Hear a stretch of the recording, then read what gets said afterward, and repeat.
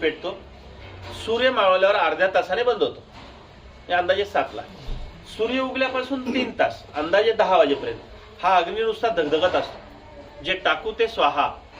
बघा आपल्या जुन्या लोकांची एक म्हण आहे, सकाळचं जेवण राजाचं, दुपारचं जेवण प्रजेचं आणि रात्रीचं जेवण भिकाऱ्याचं. हे गणित सगळ्यांनी उलटे केले म्हणून दुखणे आले, कुणालाच काय झालेलं नाही.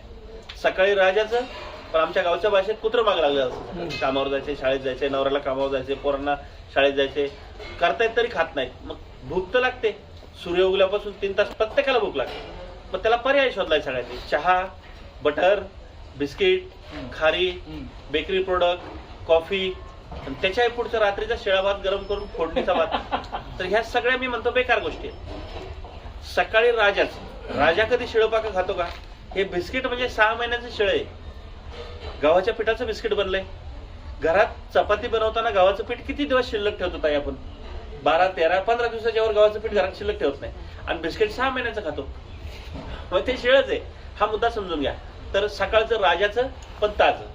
मी म्हणत नाही पंचपक्वान्न, पण एक प्रकारची भाजी, काही भाकर, पोटभर. हा नाश्ता बिष्टा ब्रिटिशांनी आणलाय. आपली परंपरा नाश्त्याची नाही. सकाळी 2 आणि ते 10च्या आत खाल्लेलं रक्त निर्मिती करतं. ब्लड फॉर्मेशनला जगात गोळी नाहीये. सकाळी 10च्या आत ताजं अन्न खा, तुमचं रक्त निर्मिती होणार.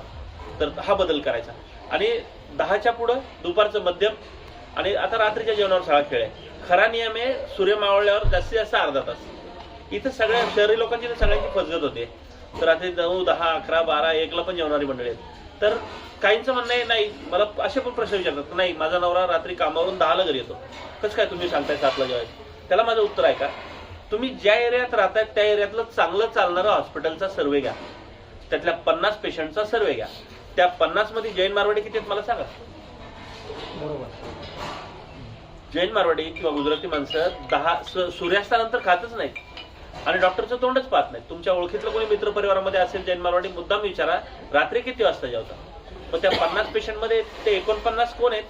आपली आणि मुस्लिम समाजाचे आहेत. रात्री 12ला पण जेवायची माणसं.